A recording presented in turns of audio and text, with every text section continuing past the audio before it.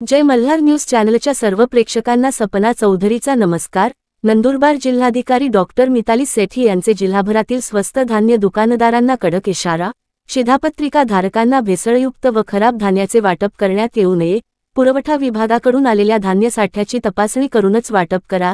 खराब धान्य आपल्या रेशन दुकानात आल्यास ते परत करा, असे आवाहन करण्यात आले आहे।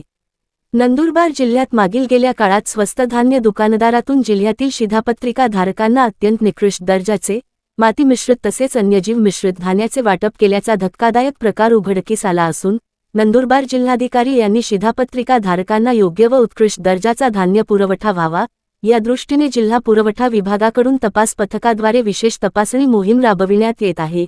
जिल्ह्यातील दुर्गम अतिदुर्गम भागासह शहरी भागातील सर्व रेशन धान्य दुकानांवरील धान्यसाठा तपासणी मोहीम राबवली असून जिल्हाभरातील कोणत्याही रेशन दुकानावर शिधापत्रिका धारकांना अत्यंत उत्कृष्ट व चांगल्या प्रकारचे धान्य मिळावे या दृष्टीने प्रयत्न करीत असून असे कोणत्याही प्रकारचे कोणत्याही माती मिश्रित व निकृष्ट दर्जाचे धान्य शिधापत्रिका धारकांना मिळत असेल किंवा कोणत्या स्वस्त धान्य दुकानातून असे वाटप होत असेल तर त्या धान्य दुकानदाराने त्वरित ते धान्य जमा करावे।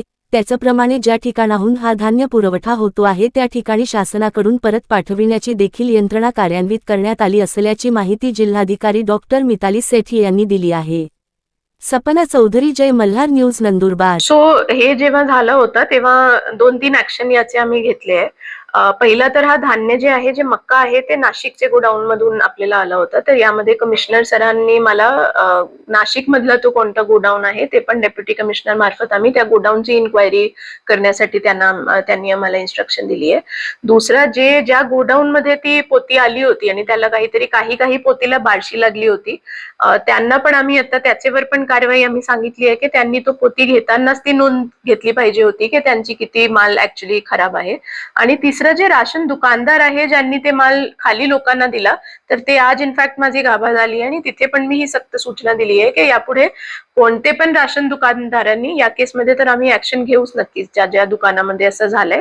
आणि जे पण खराब माल आलाय ते आता आम्ही राशन दुकानदारांना सांगितलं की त्यांनी परत जमा करून घ्यायचं आणि नवीन जे राशन आहे ते सगळे लोकांना आम्ही देऊ। सगळ्यांना माझी सूचना रिक्वेस्ट आहे की कोणाकडे पण चुकीचं धान्य जर येत आहे किंवा तुमची राशन दुकानाची आपल्याला काही पण कंप्लेंट आहे ते पण माझा नंबर आपल्याकडे आहे, मला गावाचं नाव सांगितलं की नक्की आम्ही लगेच त्या कंप्लेंटवर कारवाई करू।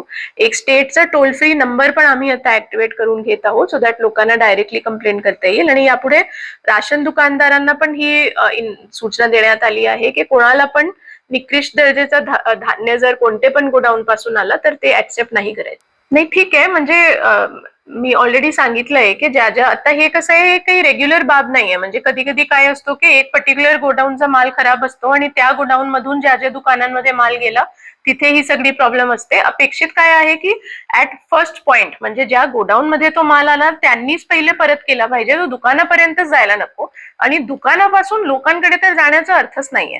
तर मग ती सूचना आम्ही आता गोडाऊनला पण दिली आहे आणि दुकानदारांना पण दिली आहे की यापुढे हे ज्या एरियामध्ये किंवा ज्या स्टेपवर हे चुकीचं धान्य खाली गेला तर त्यांची जबाबदारी निश्चित करून आम्ही त्यांच्यावर कारवाई करणार।